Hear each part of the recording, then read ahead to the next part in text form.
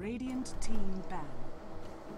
Hello and welcome, ladies and gentlemen, to a Premier League presentation bringing you guys Game 2 of this Best of 3 series, Team Liquid versus Virtus.pro. The first game not going so well for Liquid. They got locked down in just about every single lane. A couple of mechanical mistakes and positioning errors they will need to rectify if they want to stay in the game here. This is the lower bracket finals. Whoever wins this match will be advancing on to those grand finals versus Alliance here, and yeah, they obviously, both teams looking for that. Either way, they're going to take home some prize money, but obviously having to change up their mentality here. Team Liquid, first off, will ban out both the Batrider and the IO, leaving that Nature's Prophet to go on through. Along with that, again, the Clockwork ban, but this time the Chen leaves Team Liquid to pick up the Lifestealer and the Bane. Once again, I am Blaze of the Premier League, and here is Vikramon. How's it going, man?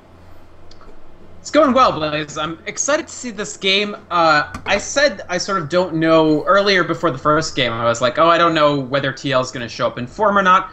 But I feel like I'm starting to get a little bit of a handle on this matchup, and it worries me a tiny bit. Because the big question that's probably in people's minds is, how does the same team drop 3 games to VP and beat Navi in 2, right? So that's sort of the riddle. And I think I might have part of the answer, and it worries me because it's something TL are going to have to address.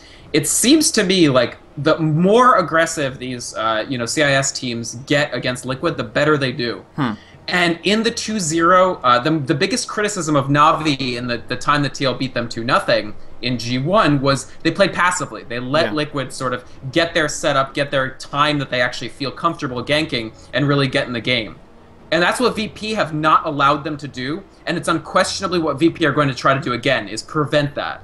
So is it that Liquid just is not that great against the sort of hyper-aggressive approach? And if so, how can they actually shore that up in time to avoid getting sent down 2-0 here? Exactly. They have to be drafting up heroes that are great to turn things around in a bad situation. Team Liquid are great on their reflexes and their communication. When they see a problem, they commit as many as like 3 different time portal scrolls to make sure they can take care of it really, really swiftly. But generally speaking, the way the fights broke down the last time around, there wasn't, obviously it was in the laning phase, there wasn't much room for rotation. And along with that, the fights ended up going very, very quickly, one way or another. There wasn't much opportunity to turn things around. As soon as the initiation struck, you knew had a severe advantage going on into it. And Virtus.pro is forcing the issue and pressing the issue right here with that Shadow Demon Lina combo. You get that disruption and that Soul Catcher on someone, you know they're going to be dropping down extremely quickly. So Team Liquid has to find something that's defensive in nature and something that will be able to hold up even in the darkest of situations. Bane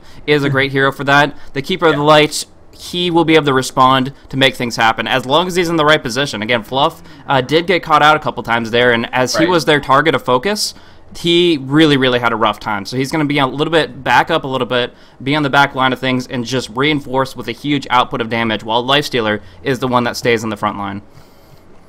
Right, I do think that Liquid's lineup this time is effective at defense, and that's sort of the way they want to play this. Is, yes, we know VP is going to jump on us immediately and try to just explode us very early, and so we're going to pick, I think, one of the most defensive support compositions you can have. The Keeper of the Light with that Illuminate security blanket and giving you the mana.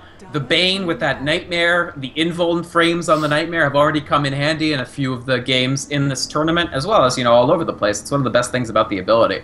And Nightmare in general, just a great defensive tool. A 4-second disable at level 1, it's quite good. Also, Bane, a hero that punishes over focus on him. Even though he has low HP, his base, he doesn't have good strength gain, but his base strength is pretty good. And the pure damage brain sap that heals him can sometimes really surprise you. That's what Arsart is really good at when we've seen his Bane in this in this playoffs, is people will go on him and then he'll just be like, brain sap, I survive, and then I Fiend's Grip you. Exactly. And that's something that I think is probably going to be fluff and stuff on the Bane this time. Okay. Sure. I don't know. It's tough to say. Mike plays Keeper of the Light a lot, but he plays Bane a lot too. Yeah, honestly, they switch it up a lot. There's different compositions. Pretty much, as long as it's a different support pair, it's very, very difficult to actually determine which one's going to be going on which. But I don't think it's going to be too big of a difference either way. They both have a very, very similar mindset, how they communicate and how they bring stuff down. So generally speaking, Fluff is the one who likes to talk more and maybe picking up the Bane as such to set things up. But one way or another, they'll be able to make things happen, and I expect a lot from this tri lane. I would prefer they go defensive this time. I think a Bane, Keeper Light, Lifestealer, they have great aggressive potential, and they might need to put more pressure on the Phantom Lancer, but if they can just go ahead and play defensive, they know their lanes will be competent. But oh my goodness, are they... If they play too defensive, it's going to be difficult. The moment I saw the Nyx Assassin ban from Liquid, I just didn't want to interrupt you, but I knew that they were going to go OD again. That's what they do. They don't ban the OD. They make you ban the OD. The Nyx. And then they take the Outworld. Yeah. They make you ban the Nyx Assassin, and then they take the Outworld. Yeah. Oh, man. I actually think this is... I think the Storm Spirit, I don't know. This is bad. He's The Storm Spirit pick bad. is the perfect timing. Storm Spirit, like, is the one of the heroes that is affected the most by Outworld Devourer. Not by his ultimate. Sai's Eclipse will fall on rather deaf ears, but everything else about the hero, his maneuverability with Ball Lightning, his damage coming out, it's just really going to be crippled when Outworld starts dropping multiple Astral Imprisonments repeatedly on top of the Storm. So this is going to be rough. It's so hard to lane. The Storm Spirit versus the OD, it's... I don't know. I think we're going to need to see some big rotations. Some Nightmare Illuminates. Honestly, the Outworld Devourer is easy cookie to crack when you actually get the jump on him. So in this position, you Nightmare him, he sees what's coming, and how can he respond? He literally can prison himself or somebody else. But now we see the Beastmaster coming on through, and I think they're going to lane this differently. They are not going to lane Storm 1v1 up against TMW. They just can't. Flat out. It's Storm. I like this. Okay, this works for me. Dodge TMW, have Beastmaster up against him. Not a great matchup either. It's the same problem as Magnus. Yeah, like, I guess. You might run out of mana to actually be able to roar. Although it's a little easier for Beastmaster. And if you can't spam axes, it's tough to actually get your last hits.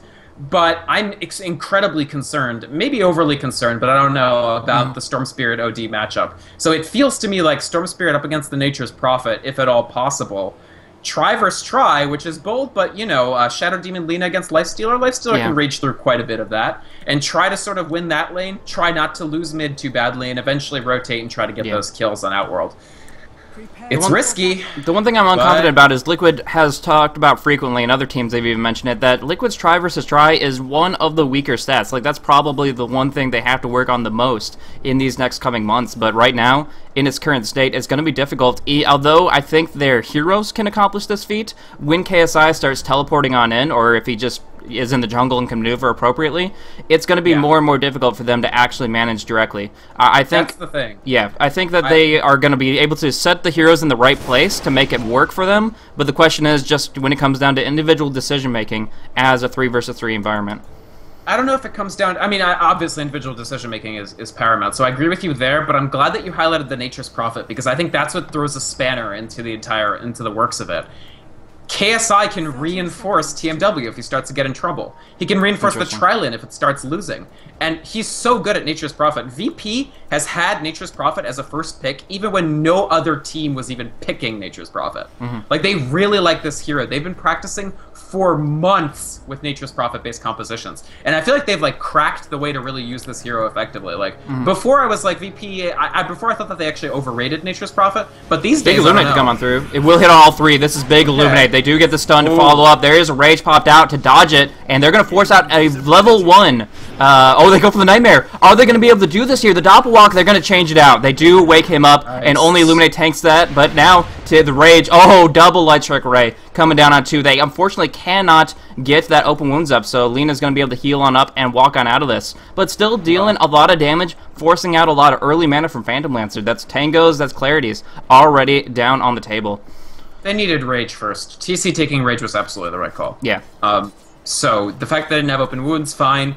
Good play from Marsart, that second Light Strike Array. I mean, both plays from Marsart there were paramount. Oh no! Dude, I didn't even notice. They did end up, it's TMW against Korok in the top. That's really, they switched it up. Oh, that sucks even more. TMW going up top lane. They knew Korok would try to safe lane there, and now KSI has a perfectly fine time against Bulba. Bulba won't have a terrible time, but he certainly is very mournful for how the top lane is going to work out. Pretty much TMW is just going to hunt down Storm. If he ever goes for a solo lane, they're going to rotate and make sure Outward Devourer is there to meet him. And that is just going to get worse and worse as OD finds levels. Right. So far, like, at level 2, Storm is still fine. but you're going to see these Astral Imprisonments start to really make a big impact. So far, Korok actually doing very well for himself in this lane. Like, well, honestly, he's still behind on denies even like that. Like, 74 damage for Outworld versus 57 damage for Storm Spirit. Yeah. You can't overestimate. I mean, it's just a really, really big difference. Base damage matters. Heroes get balanced. Heroes get, like, taken out or in of the metagame based on their base damage. So it's a concern when you're so far behind in a lane. So, in this position here, they're actually pulling out the creep wave down on the bottom so that the lane will be pushed out a little bit. 2 creep waves will combine together while the other ones just fell down on the tower pretty quickly. So, in this position here, Liquid's actually going to have a much better control of the lane, forcing it so that the Phantom Lancer is not going to be in a comfortable position to farm for the next about creep wave and a half. So that actually, I think the tri-lane is going to be doing pretty well in the next maybe minute or so, and then of course it just kind of becomes a little bit of a wash after that. But really that means it comes down a lot to the solo lanes to do at least okay. They don't necessarily have to win their lanes, but they have to be doing alright. And as you're mentioning, the denies coming out from Outworld Devourer, denies hurt range heroes a lot more than melee, and as such, Storm Spirit's going to be finding a very delayed ball lightning, which of course limits his potential to do what I was talking about earlier, TP, rotate, and make sure that he can reinforce somebody by the second that he hits the tower after the scrolling down to the bottom lane, ball lightninging into the fight. So he's a great hero to reinforce a difficult position, and then if he doesn't have the levels to back it up, it's really not, it's going to be limiting that potential. Right. But let's talk about the good news for Liquid. I mean, they're doing so far pretty well in this try versus try. KSI actually is mostly ceding this mid lane to Bulba, which means that Bulba will hit a very timely level 6. He's getting a bit of harassment now from the Haster and Prophet, so actually this is going to damage him quite heavily. But again, it's like Magnus, you can just get the Bottle Crow going. Interesting that they don't have Flying Courier. I really wish this Cluckles had wings. This is actually very risky. If VP spot that this is a ground courier, yeah, they're gonna have to upgrade it. with his next TP cooldown can actually pick it off. It looks like Bane is going to have enough gold in 15 seconds, less than that, so I think Fluffysup will be able to Flying Courier at the very second they need it. Okay, good, because I'm always concerned about the health of Cluckles after that series yesterday. Sure enough. That's, yeah, a difficult position to be in. And hashtag save Cluckles. Exactly, exactly. Man, Team W is just spamming out these intellect drops. It's really, really hurting Storm Spirit in this situation. I mean, 82 plus 3 base damage, 85 base damage, going up against that of 52 from Storm. It's just no contest for those last hits, so it's going to be very, very difficult for him to make things happen. We can take it as given the top lane is bleak for TL unless they rotate, and rotation is going to be hard to justify because of the strong tri-lane options that VP bring to the table.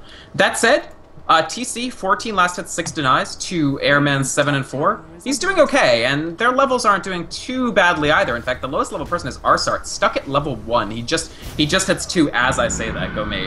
But nonetheless, I mean, they're not really doing that great as far as development in this safe lane tri-lane, as much as you'd expect. Meanwhile, Bulba, like I said, doing excellently mid, just because KSI, Wild Axes will do a lot of damage, so he's sort of trading off time in the jungle and time in the lane. Good for XP, but, you know, Bulba's pretty safe. Yeah.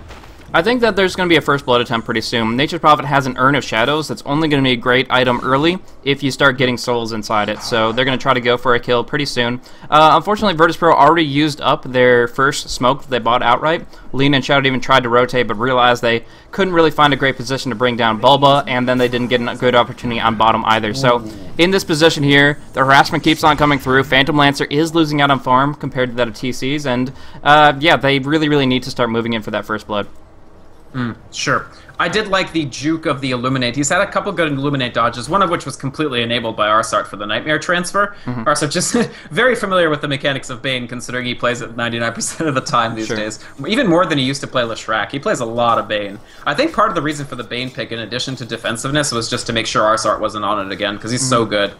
Yeah. Interesting choice was by VP here. They just sort of walked around in TC's vision. I don't know what that was about. No, exactly. And I mean, right now, the division is really in favor of Liquid as far as this Dire Ward in this great position here. But we do see something starting off. NS Dose with that defensive disruption, and now Illuminate comes on through, hitting on everybody with Light Strike Array. A lot of damage on Ike Smike. There's the Wrath of Nature. He should be cleaned on up from the KSI. Yes, finishes it off. TC really wants to bring down Lina, but knows he cannot go into that junction. Instead, blocking out NS, but he doesn't get creep locked. Raging on through, he does bring down Lina. So at least getting one revenge kill, but Illidan's here with that Lance, blocking up TC a little bit, right-clicking down hard, and with KSI still in the action, getting finished off TC, there is at least a double kill for him, but they do lose their Prophet. They do lose their mid.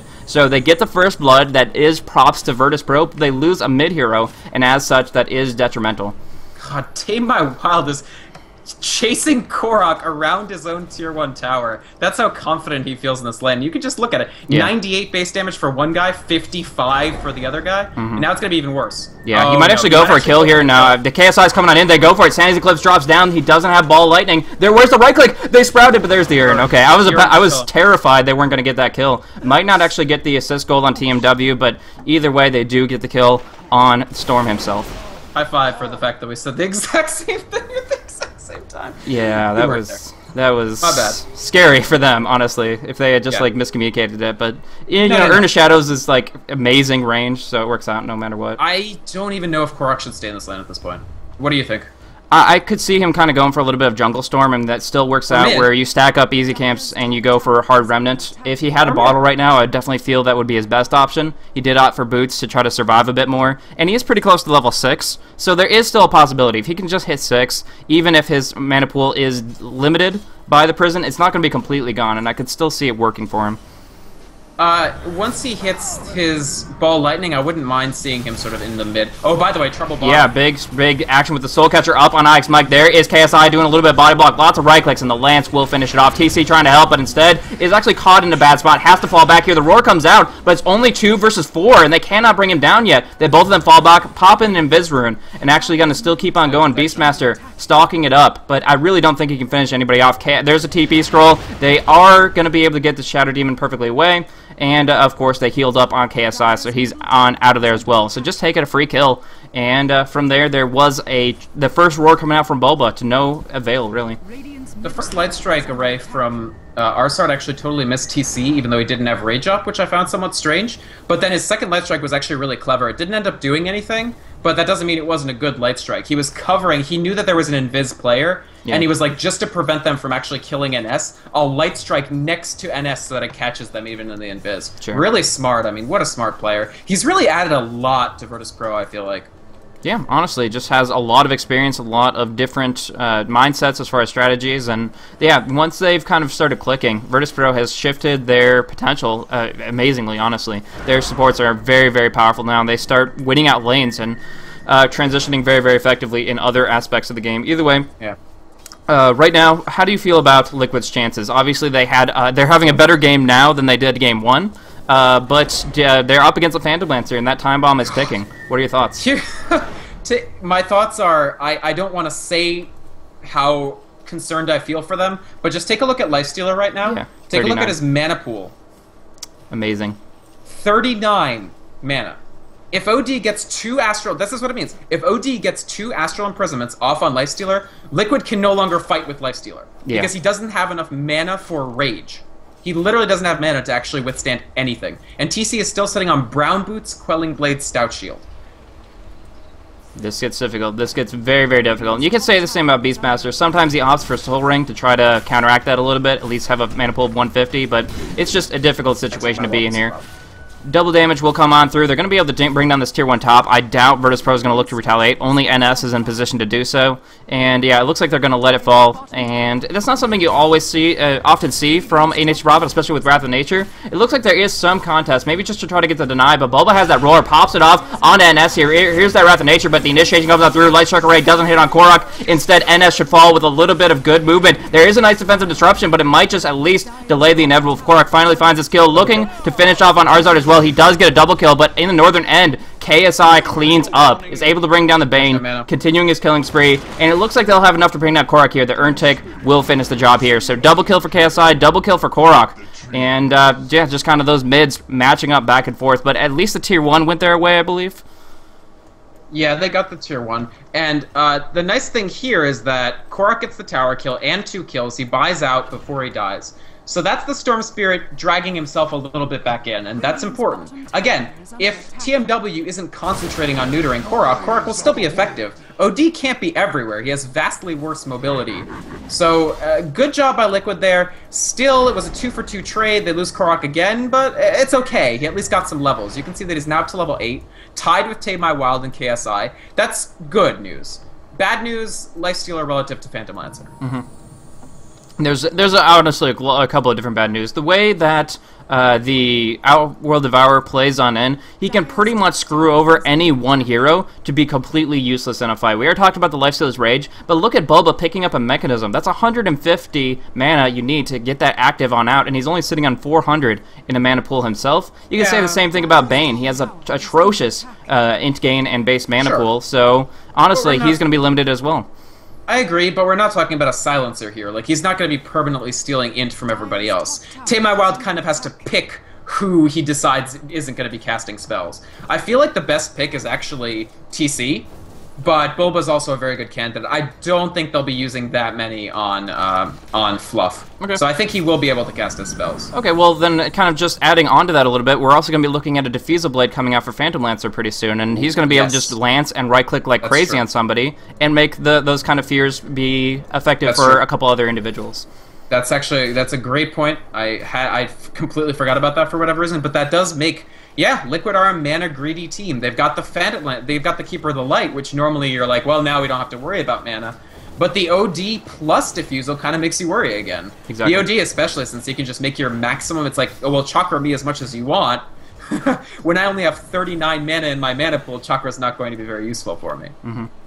Right now, and Mechanism is done for VP. Great items coming out for Virtus Pro right now. TMW finishing up the mech. The Midas coming out a little belated for KSI. Picks it up at about 12 minutes here. But still going to be effective to keep his golden experience rocking and rolling. And about 1,100 saved up for the Phantom Lancer. So he's going to be able to move in towards those Blades of Alacrity. Either opting for the Yasha for farm or that Diffusal for great teamfight damage output. Either way, he's going to have a lot of potential here. Whereas Lifestealer has to backtrack a little bit. He has to go in for that Drums of Endurance because the Intellect +9 is going to be necessary to actually keep his mana up and allow him to cast a couple of spells there. Drums is great in general, though. Sure. I can't fault this build at all from TC, even if it weren't against a Outworld Devourer. Yeah, in conjunction with the Inner Beast Aura, which Bulba is prioritizing over Call of the Wild, they're going to be able to do a lot of quick attacks, a very, very fast movement speed. They're going to be able to run in and out and actually make some good plays. It's great for their pickup lineup, especially with Storm Spirit. Once they start going on the offensive, it's just when Liquid kind of finds that timing window, when they actually feel comfortable with branching out and start going for those picks. And I honestly don't feel that they're anywhere near that just yet. Yeah, but they've weathered the storm a little bit, though, I have to say. VP no longer just constantly diving. They are giving Liquid that crucial bit of breathing room that I feel Liquid really needs. I talked at the beginning of this game about, like, can Liquid actually withstand early aggression? If they win this game, the answer might end up being no, but sometimes they can win anyway. Yeah. If they can get Korok back in, you see the double Null Talisman, just for that better base intellect, better base damage. If they can withstand this long enough, I think they have a shot. They do still have this good disable coming from the Roar. TC's going to do good damage. Korok's going to... We saw Korok in the last fight. If TMW isn't actively paying attention to him, he can be a pesky little bugger. These are low HP supports that are in the backcourt and can be taken out. But now we do see Smoke King coming on through. Do you think right now with the Laguna Blade that they can actually bring him down? Korok?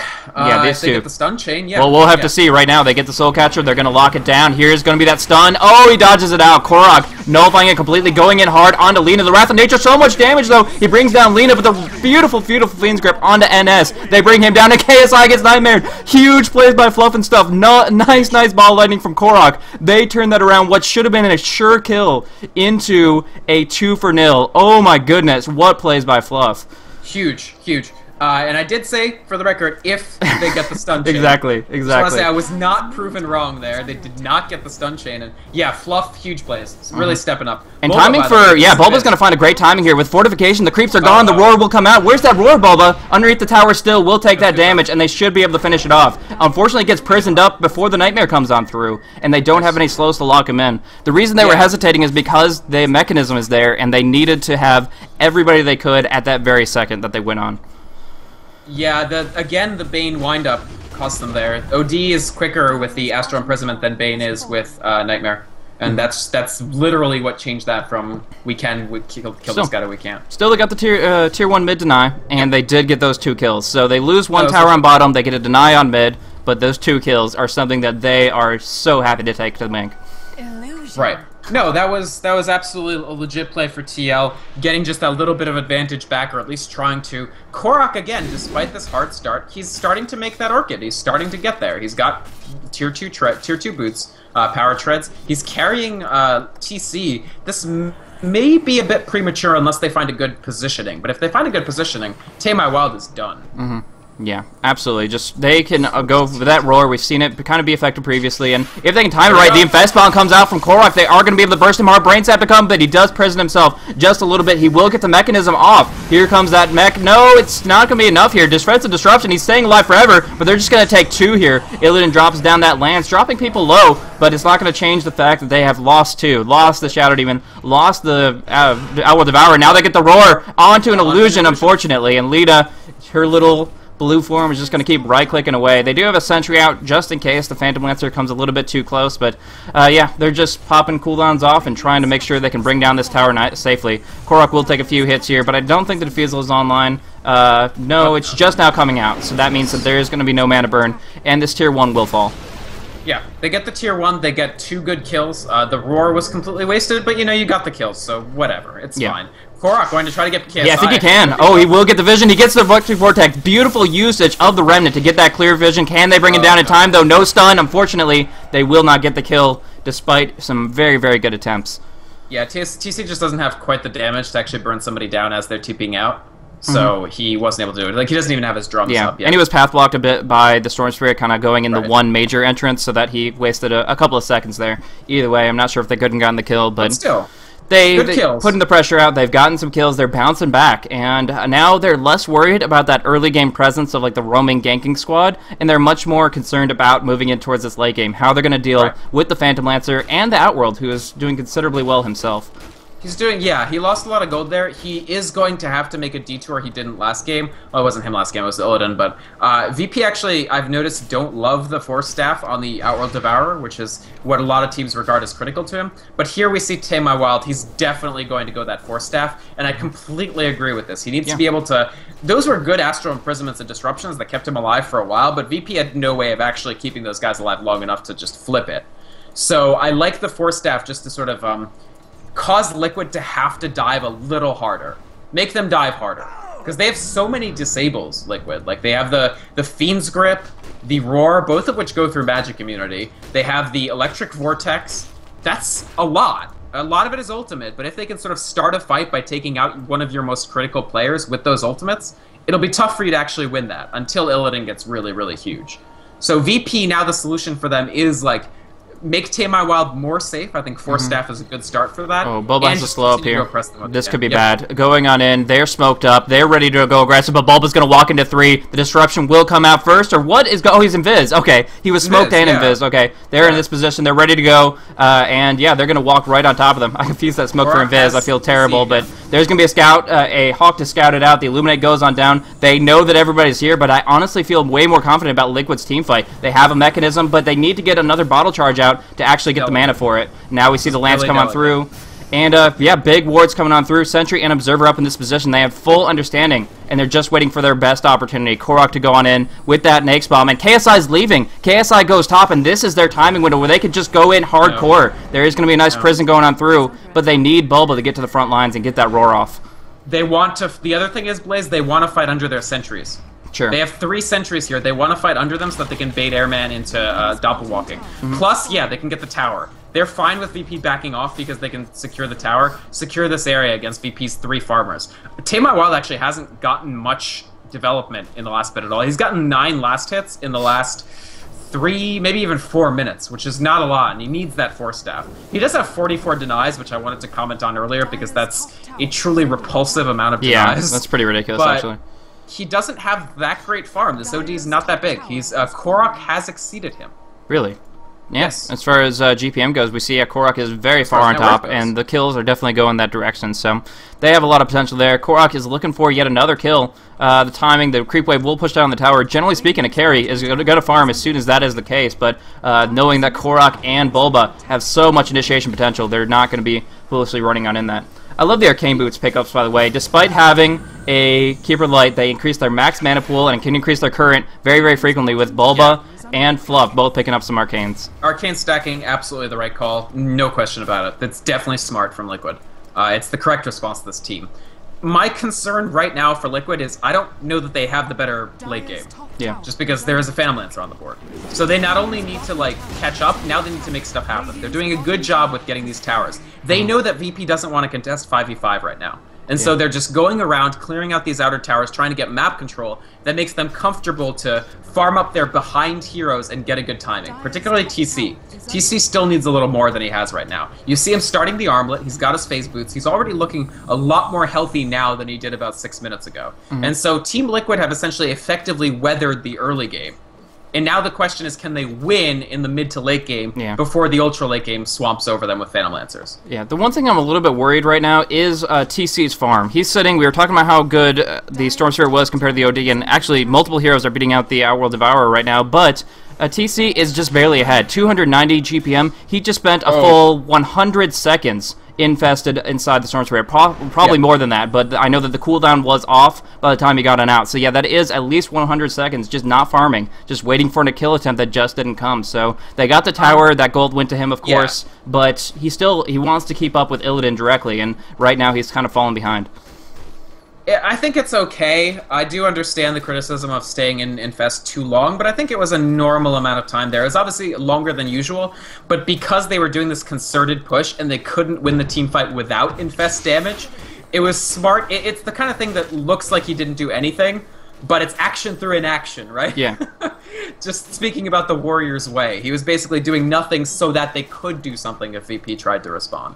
So I think it was actually really smart from TC. Certainly it's concerning, but he's going to get armlet. I mean, he's getting there. Ooh, TC in a pretty rough spot, actually. They have 4 or 5 heroes swooping on in, and they could easily close on in here on Korok or somebody. Nice attempt for the Light Strike Ray. They did have Ward Vision there, but that kind of gives TC a little bit of understanding. I hope he understands what kind of danger he's in. He's going to walk away now, and a head down, unfortunately, to the creep wave. He is, so greedy right now. He is in a rough spot. He does have a couple of good wards, though, and as such, only Illidan, he's not really too concerned about a 1v1 duel. And meanwhile, while he's baiting down on bottom, they're moving in for the Roche. The Shadow Poisons are heading out that direction, but I don't think they're connecting yet, and as such, burning it down with the Inner Beast Aura. What's that? He's coming in. They're recalling him in to pick up the Aegis. Okay. This is actually, I don't know, Blaze. I think this was actually incredibly smart from Liquid all around. Yeah, honestly. They had better vision. They knew what VP were doing. And it was just a little bit of like Zugzwang, like TC positioning so that VP were like, oh, you know, they're trying to get their farm back. And they take a completely free Roshan. I actually think VP could disrupt this if they had a better idea of when it was happening and where it was happening. And very good play. So for VP, I think the way that this game has been going for the last few minutes is actually a little bit concerning. If I'm Virtus Pro, I start thinking about how can our 4 players that aren't Phantom Lancer ensure a bright future for Phantom Lancer later on. Exactly. And right now, they're not really doing that much. We do have 4 staff coming up pretty soon for Tamo Wild. That's going to be a pretty big pickup, but the fact that it's come so slowly is concerning. Yeah, and the fact that they have Orchid now available on the Storm, I mean, those pickups are going to start coming, and they already start off with the next bomb. I think this is rank 2 now. Yeah, he is level 11, so he's going to TP up on top, looking for KSI, but it's a long way to go. I think he's going to be, he's just going to head on into the trees and just TP away, but here comes Electric Vortex. Can they get it? No! Needed the Remnant to get the vision, and instead just doesn't get the opportunity. Now just going to get recalled right back on into the middle of things. We do see actually pick off on the Beastmaster. Boba can't even get off his roar, just his mechanism, and they all fall back from there. So good pickoffs. Did you catch how it started? The disruption, I guess? Or Demonic Purge? As soon as they saw the disruption, but it was as soon as they saw that the Storm Spirit and Lifestealer were committed top. So that was really smart from Virtus Pro. I just feel like VP, we didn't see them that much for a while because there was the big EMS tournament that they couldn't make because Illidan lost his passport. And then going into this playoff, it was like, well, they haven't been doing that great in TPL. They've been dropping games. Like, what form are they going to... Ooh! Regeneration, Infest, going on KSI. There's no way for him to get out of here. He already used his TP, and as such, he only had the opportunity to use his global teleport, which was silenced on through. So good initiation, good movement there, and TC and Korok will be able to walk away. We do see Illidan farming up in the enemy's jungle, though. That is going to be a lot of extra gold for him, but they have an Observer Ward. And the Dire really, really can make them pay for this. Beastmaster is in a great position to start things off. They just need a couple more. The Hawk, first warning, and then coming on through, they are going to get this roar off. They do have full vision on Illidan right here. Farming up, they're pretending, using Bulba as bait. They're going to flank up here. Bulba's taking a lot of damage, but he's ready to go. They just need any kind of detection at all, but Illidan walks away. Where is that detection? And they don't have any vision. Illidan, That's some beautiful map movement. hacks. Beautiful movement. Yeah. That is some map hacks right there. I'm not serious, people. Please don't say that I accused VP of map hacking. If he had walked even an inch farther south, he was Fiend's Gripped. And he was dead, period, end of story.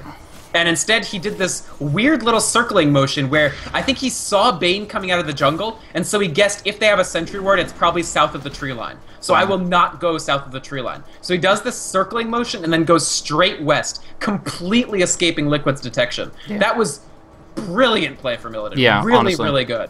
Yeah. No map hacks, guys, in a game that the Dota 2 have the servers on, the clients do not. But, no, it was pretty much that level of understanding of their positioning and their intentions. Oh, my goodness. Really, really just barely evading that sentry. And that was pretty much certain death for almost any other carry player in the game. But, honestly, really impressed by Illidan. His planning, his understanding, and his movement there. Realizing Bubble is bait, not going in too deep, and then responding by getting out of a terrible, terrible situation. A little bit of a bite the Bulba attempted there by Liquid. Oh, going on in, Korok, Infest, gank comes on through, they're going to burst down pretty hard. Orchid is out on the Shadow Demon, can they burst him down in time? TC should finish it, the mechanism not going to help. TMW gets hit up by that Bane ulti, and as such, they just obliterate this here. They actually have vision, they detect on out Illidan, they're going to burst him down. Really, really great timing for them. Ike's Mike even woke him up just for a moment to set this up. Oh my goodness, what a fight for them. That's exactly what they needed. The timing was 100% theirs, and VP just caught in a terrible, terrible spot. Yep. This is looking right now for Liquid a little bit like what Alliance did to Virtus.pro yesterday, which is you can dominate the early game, but if we execute better than you in the mid to late, we can take it. And these Lifestealer bombs are getting scarier and scarier every time they do them. Since they added on the Orchid, it's become terrifying for VP, since they're a very dependent team on not being Orchided, which you can't guarantee against the Storm Spirit. Furthermore, the gem that they added onto TC, incredibly timely, allowing them, they picked off their cores right there. That was really, really effective. Now, in terms of, that actually pretty much evens up the math. So, like, the XP gold, pretty much even. And VP, I feel like they still have this in the super late. Like, they can push, and they can push so hard. Even if it looks like Liquid are really ahead, the utility of VP's ability to push is going to be difficult to deal with as this drags on. Because Phantom Lancer, Nature's Prophet can just push like 2 of your lanes while you're pushing 1 of their lanes. But Liquid, I said, can they weather? The answer is clearly yes. They did a much better job of weathering the early game this time than last time. As badly as it went, what I always say is, if you're up against a composition that's going to be better than you early, it's okay to lose the early game. Like, what were you expecting to do? Win against the early game comp? Like, what you really want to do is make sure that that doesn't cause you to actually lose. And that's what they did this time. Now the question is, can they win before inevitability sets in? And I think it's possible. Both teams have a very good shot, but VP have to start thinking about putting more kills on the board and/or finding a ton of safe farm. Liquid is actually bouncing really hard with the fact that they're bringing down, I think, a quadruple stack of Ancients between Bulba and TC. Great levels of farm for them, and they're very happy about acquiring that. But at the same time, we do see that there are a couple of key pickups for Virtus.pro. The Force Staff has been up for a little bit for Outward Devourer. They have a Scythe on Prophet. So when it comes down to it, the Disable's coming on through between Shadow Demon's choice for disruption timing and that of the Scythe of KSI. They can screw over this Bane, they can pick out Bulba. It really comes down to who drops those Disable bombs first and which persists, if Bane gets his full ulti off, etc. So that is all about initiation, all about timing, all about positioning. Something these players know a ton more than me about, but they're going to have to pull out all the stops for their next engagements. There's another very notable pickup we have to talk about, though, and that's BKB on Storm Spirit, which, despite the tough early game, I was about to say horrible, but it wasn't horrible. He did well considering. Despite the difficult early game, because he's done so much work clearing out through those towers. I mean, how many towers have TL picked up in the last 10 minutes? Like, a lot, like 3, 4? So he's gotten the towers, he hasn't died, he's created kill opportunities with the Lifestealer inside of him, and all of a sudden BKB.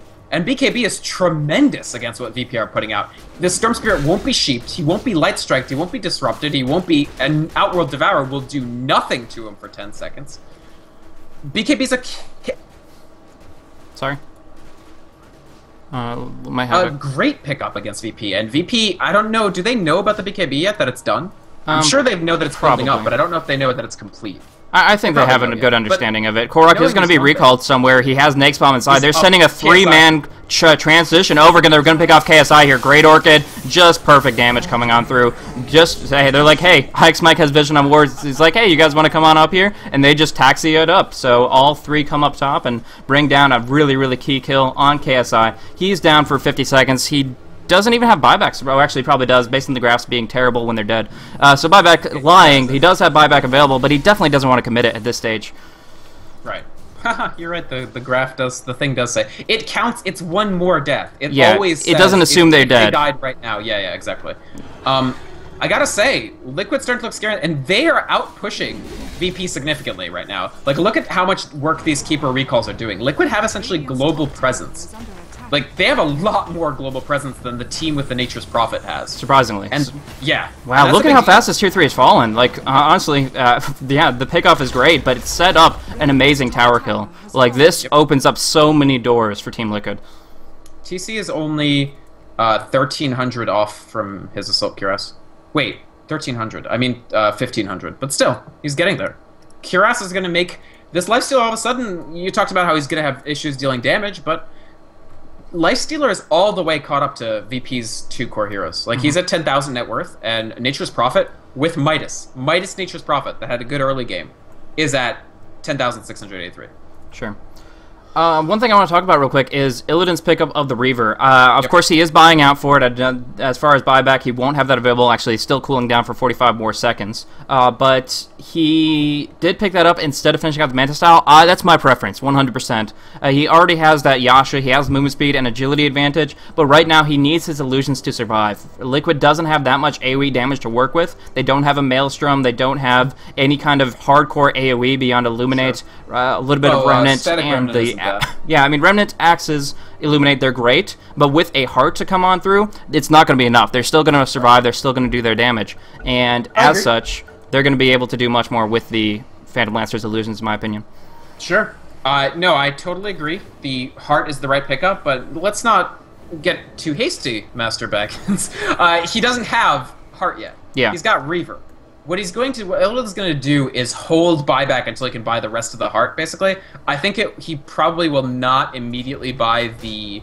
It depends on how tough he's feeling this is going to be. I would be surprised if he gets the Vitality Booster, instead of just waiting to have buyback and then buying out for the Heart. But it is unquestionable that he'll buy out for the Heart. By the way, Hasted Korok. No TC this time, but still, dangerous. Yeah, very much so. I mean, he has that BKB, Orchid. Even without an Aegis, he's fearless in this position here, and he could make something happen. But right now, I honestly really like Virtus.pro's wards. They've switched it up a little bit. They're covering up their own Ancients, which is uncommon for Radiant to put up themselves. But along with that, putting up a great mid-ward, getting some good vision, and the jungle ganks coming on through that direction. So from there, they're actually pretty confident in their position here. Unless there's a smoke gank coming on through, they'll be able to see most of the ganks forthcoming.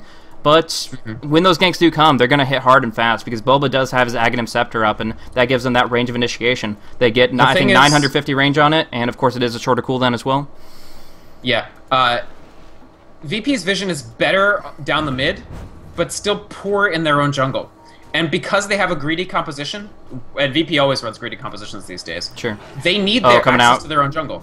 They're going to see out. Bulba here is no Fiend's Grip coming out just yet. They don't have that gem. They pop up Double Dust and a Sentry. They finally catch out Illidan with a great Aghanim Scepter. Defensive Disruption comes on through, but the Sentry's right on top. Illidan wants to fight this, but gets Blinding Lighted up for the moment. Korok is sheeped, but he drops down TC. BKB needs to come out soon because he's taking a lot of hits here, but jumping on in, doing so much damage. Everybody dropping them down. They're going to bring down Lina and TMW here. Big plays for them. TMW gets a couple swings in first, though, and Illidan will be able to bring down the Bane. Double kill for TC. Unstoppable for Korok, but Illidan is the one on the run. Gets mana leaked up. He's going to get stunned. He cannot move from this position and just has to fight it. And unfortunately, that's not an option. Triple kill for TC in the end. Big. And Roche is up. Fight. Yeah, Roche is definitely... Korok has more int than TMW. Straight up. That was a huge factor in that fight. TMW, Korok didn't have BKB. Like, he didn't pop BKB. I think he got scythed, actually. Korok was scythed. TMW pops down, the Sanity's Eclipse, and nothing freaking happens. That's a... They committed so much to him, yeah. their compositions are based around dealing more damage to their opponents than their opponents deal to them, where was the damage in that fight? Yeah, they couldn't, honestly. The Phantom Lancer wears people down over time. The Lina Shadow Demon combo used to do a lot really quickly up front, but it's kind of fallen off. Lina hasn't even found her rank 2 ultimate, so honestly their upfront damage, other than that of the Sanity's Eclipse, is very limited, and they targeted the Int hero, which, as you mentioned, is taking almost no damage from that Eclipse. None. He literally took none, I think. I Is that think how it works? there might be a base damage. I know he takes the mana burn, and yeah, there's a lot of different things you can look at, but it looks like, yeah, it's only going to be a certain based on multiplayer. It doesn't have any base to it whatsoever. So yeah, literally 0 damage, only gets mana burned, and he was able to survive long enough to make that not a factor.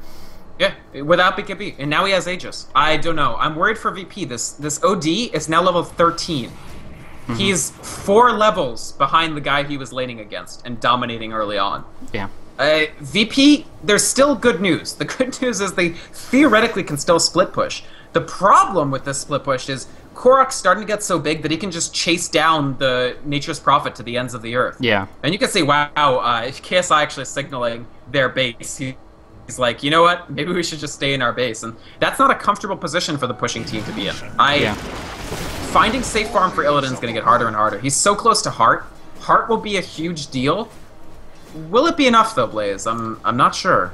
The issue here is that it will withstand the AoE, but he's not enough of a damage factor right now. Being 17, that agi gain isn't kicking in as much as it needs to, and until he gets a little bit more going for him, yeah, you will have your illusions be frustrating. They'll be able to split push without any danger. They'll self-propagate, so on and so forth. But in the team fights, when it comes down to it, you're only going to have a handful of illusions whacking away because their attack speed isn't up to par yet, and although they'll be able to survive, he's generally the last man standing anyway, so I'm not sure about, obviously I love the heart pickup. I think it'll make it so that he will be useful, but the question is how useful. When Liquid, you could say that every single member of Team Liquid's lineup contributes drastically more to the team fight. At least Fluff and stuff has that blinding light, the recall, and now he just picked up a scythe. I didn't even catch that, but holy crap. Ike's Mike, finding farm where you normally wouldn't. That is over 36 minutes. He just, pockets up, puts in the piggy bank that 265 GPM, and that's there you go. Really sick. I mean, that's the thing with Keeper of the Light. In addition to being like an insane hero whose worst spell is better than a lot of heroes' best spells, he also flash farms like a mofo. Like, he can really get a lot of... And you can see IX Mike, he didn't even go for tier 2 boots, because why bother? Just go straight for that Scythe of Ice, son. There you go. I really like it, actually. Yeah. This is a big deal, because again, TMW, he's not going to go... BKB is always a fraught choice on Outworld Devourer because it has none of what he wants except for the fact that he dies easily, so he kind of needs it. And so you see him here going for the Scythe, but he's already behind on levels. He doesn't have his tier 3 Sanity's Eclipse, not that it's doing anything to Korok right now. He wants more intellect, but he's just going to get taken down in fights really quickly. And without him, do they bring the damage? Especially considering we had rushed Heart on Illidan.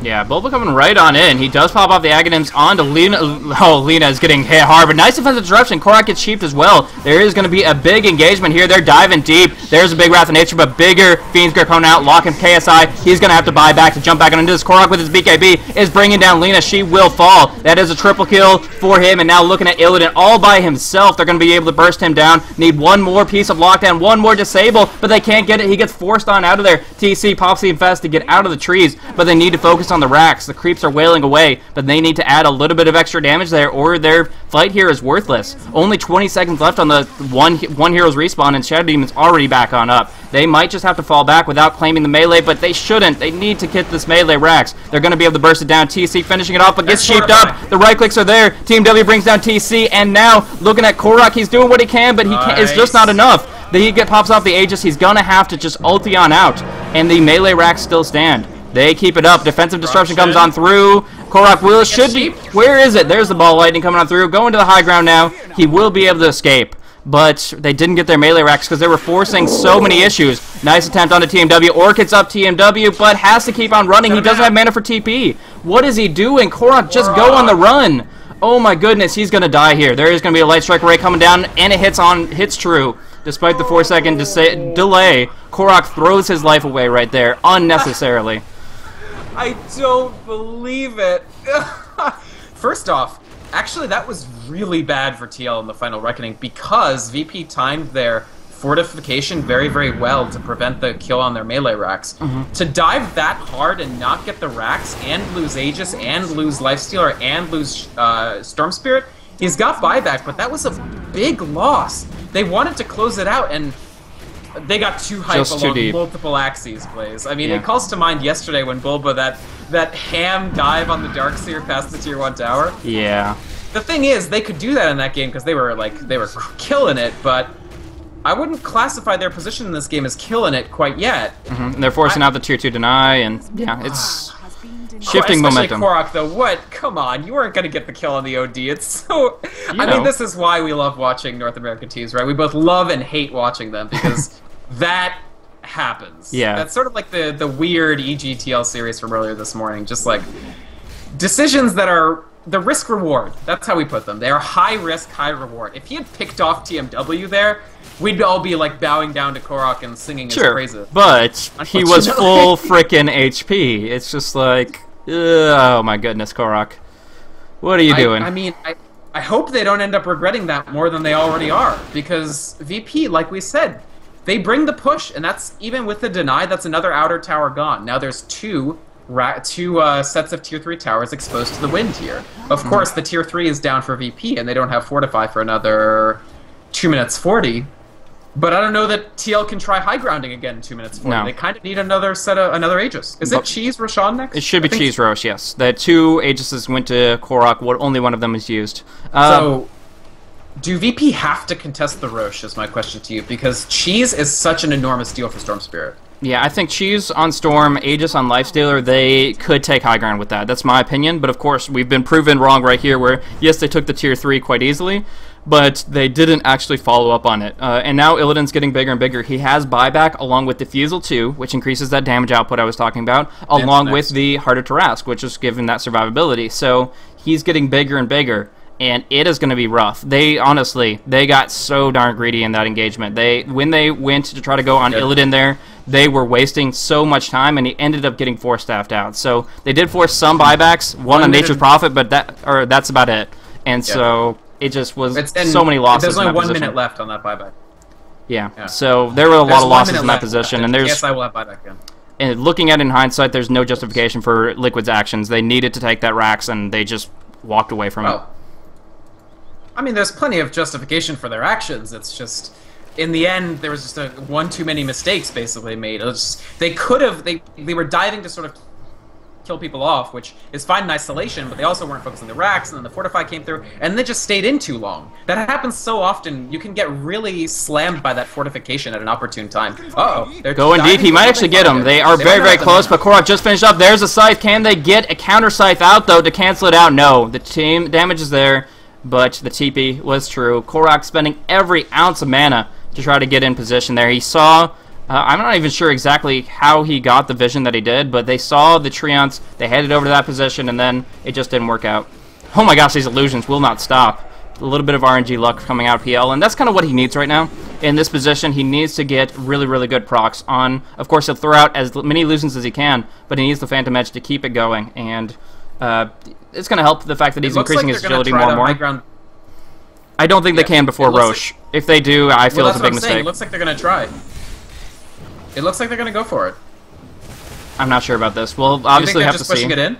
No, they're just pushing it in, and they're going to get Basher up and wait for the Roche fight. That's all pretty much prepping for this big Roche engagement. I'm going to call you back on Skype because you're roboting super hard on my end, and I assume I am on your end. Go for it. But yeah, in this position here, Desolator does come out for the Nature's Prophet. He does have that Scythe of Ice as well, so he has a lot of single target damage output that we haven't really been talking about. And with Outworld Devourer about to hit level 16, the damage issue that they really didn't have a couple of fights ago has been relatively fixed. The Desolator, that rank 3 Sanity, they are going to be able to dish out a ton of damage. It's just about focus now, making sure they hit it on the right targets at the right time. It's about killing Korok, in my opinion. The longer he stays up, especially if they add the Cheese Aegis, the worse it is for VP. And Sanity's Eclipse is still very far away. In fact, I don't expect a Sanity's Eclipse to do damage to Storm Spirit this game. It just won't happen. Yeah. He's at 35 more intellect. But is he that big of a factor, is my question to you. Like, when you consider all the other heroes you're doing damage to. I think Korok has been the scale tipper so far. He's the highest level on Liquid. Actually tied with TC now, so TC's doing a lot of damage. And here comes Roche. I think this is a big deal. If I'm VP, I really want to disrupt this. You can see they're prepping. They're prepping the position. This fight is incredibly important. It's impossible to overstate how important this fight is. Yeah. 2 sets of Treants committed to just say, hey, we're here. Little Pikmin rotating on through, just being the scouts and seeing what's going on. Oh, Liquid want to take it on to VP.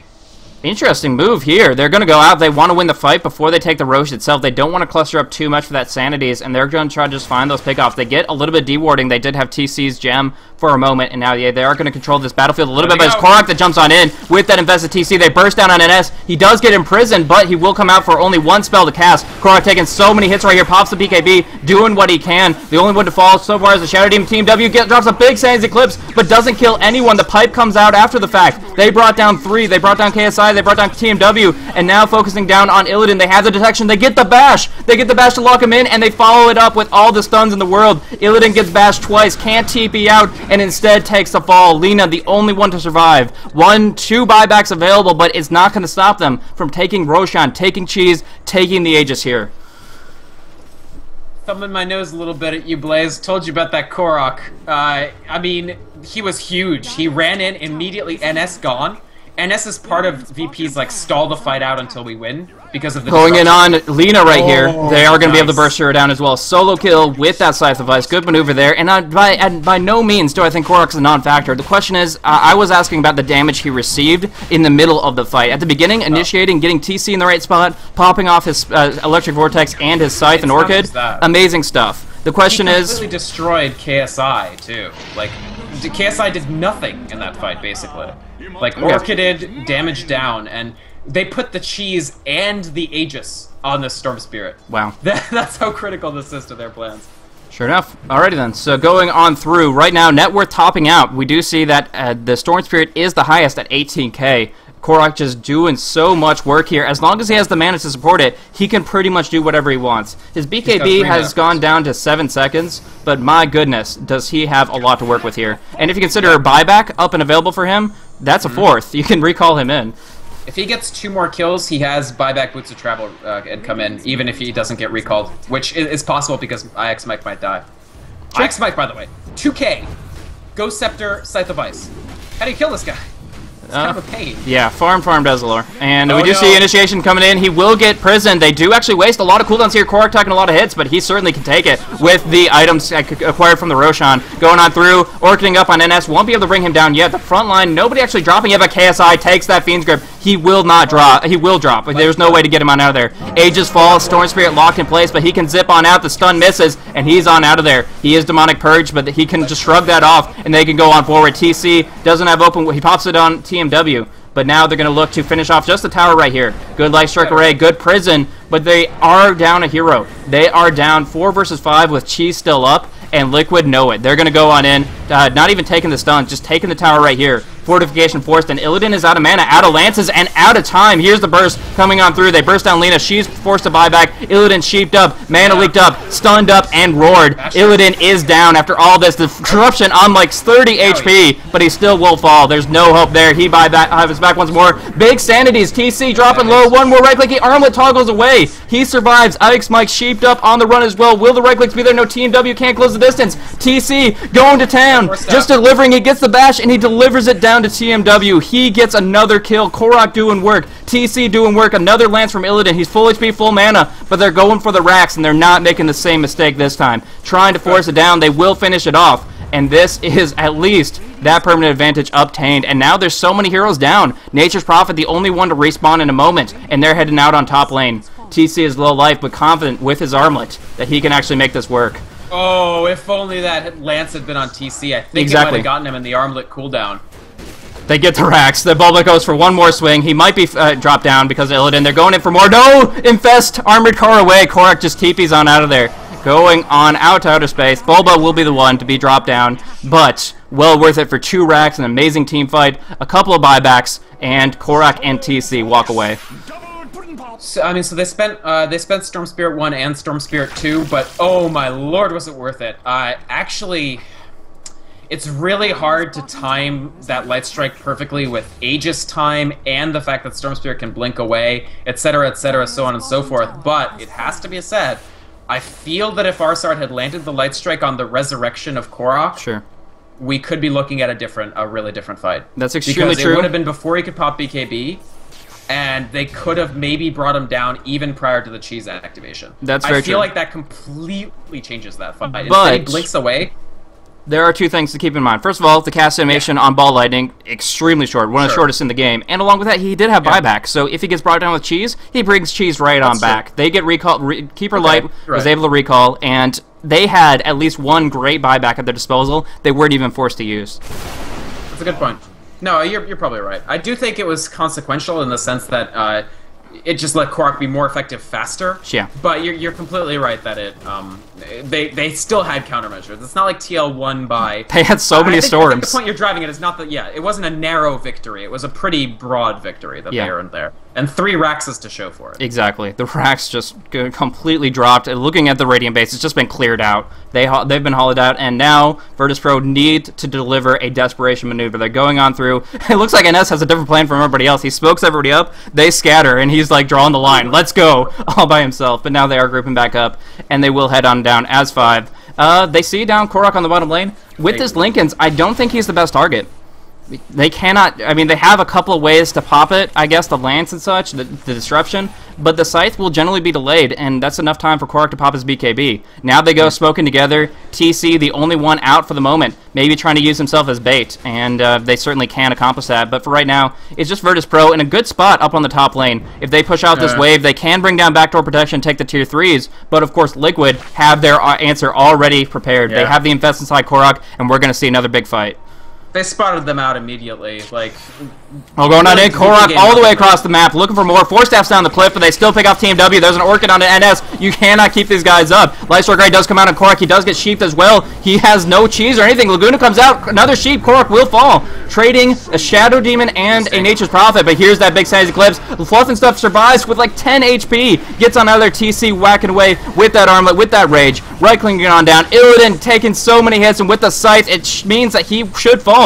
They have the gem, they have the right clicks, they finish it off. Ours are trying to get a return kill, but a beautiful Nightmare by Fluff still gets finished off by the Illusions in the end, but obviously taking down 5 heroes for 2, forcing out KSI's buyback, and they can go and control the rest of the map as much as they want. What the heck are these Illusions? Still whacking away, but they do fall. Dem Nightmare and Vulnerability frames keeping Fluff and Stuff up. 2 comments about that last section. I know I did disconnect from Skype. 1, don't try to complexity gank complexity. Come on now. Don't step that game here. And the other problem there, I actually, after harping on how they need to handle Korok so much, that was the one fight in which they didn't need to handle Korok. His initiation cost him 80% of his mana pool, and he ran out of mana pretty quickly, even as VP were concentrating a ton of damage onto him, while TC ran rampant.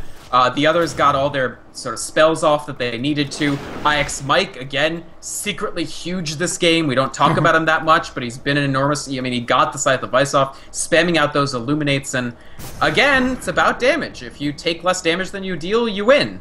And these Sanity's Eclipses are pretty big, but they're not big enough, and especially not against the Lifestealer, who's now huge. I actually feel that they should have concentrated, VP should have concentrated much more on Lifestealer that time, if they took more than a cursory glance at the mana pool of Storm Spirit.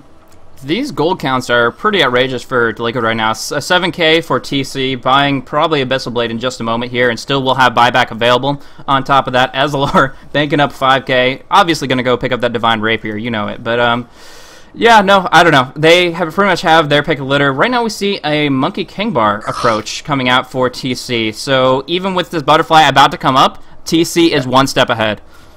Yep, it's a good pickup when he gets it, which you'll get it pretty soon. By the way, IX Mike 88, I haven't seen a support this farmed since there was a VG game I cast where Ling, sorry, not Ling, FY on Lina had like 1 trillion items, and this is starting to contest that. This is an insanely farmed Keeper of the Light. This is an unreasonably farmed Keeper of the Light.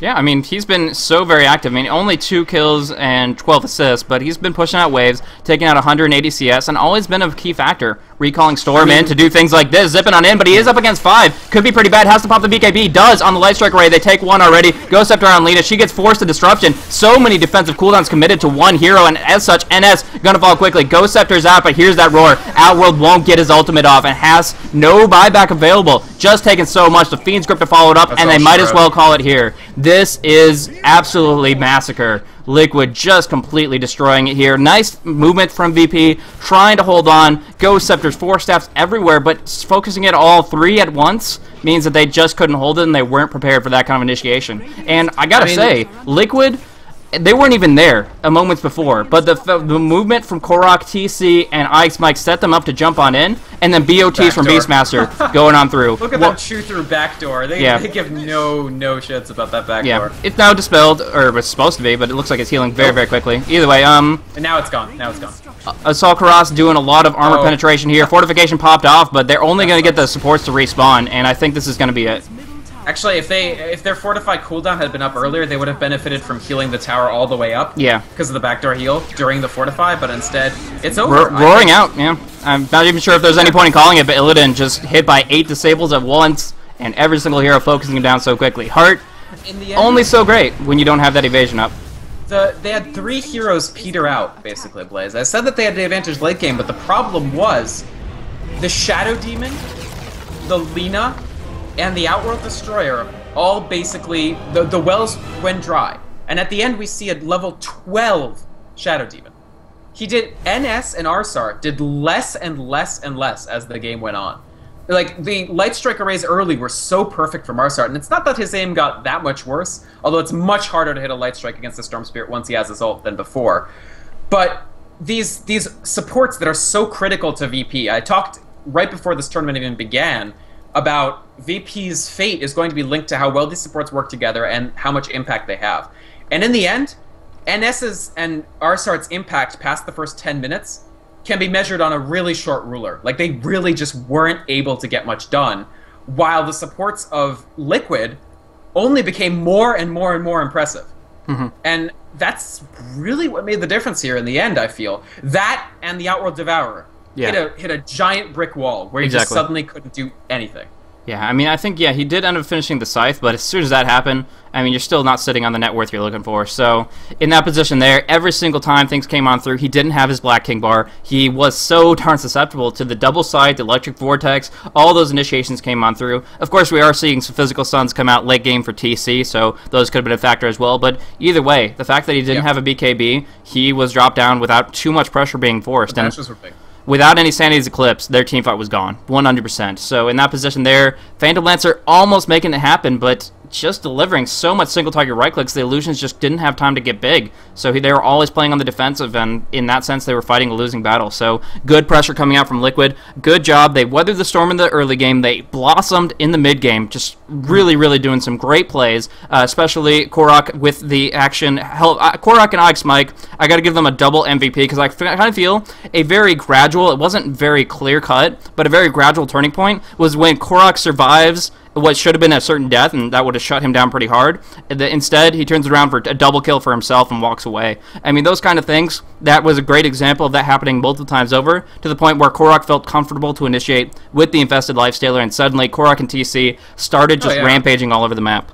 Nutso game for Korok, no doubt about it. The Storm Spirit having the hardest lane, one of the hardest lanes you can ask for a Storm Spirit, and coming back, really carrying it. And I mean, Storm Spirit's one of his signature heroes, so it's great to see him do so well on a hero that he's so good with. And I mean, IX Mike, Keeper of the Light, we talked about already. VP, what did they do game 3?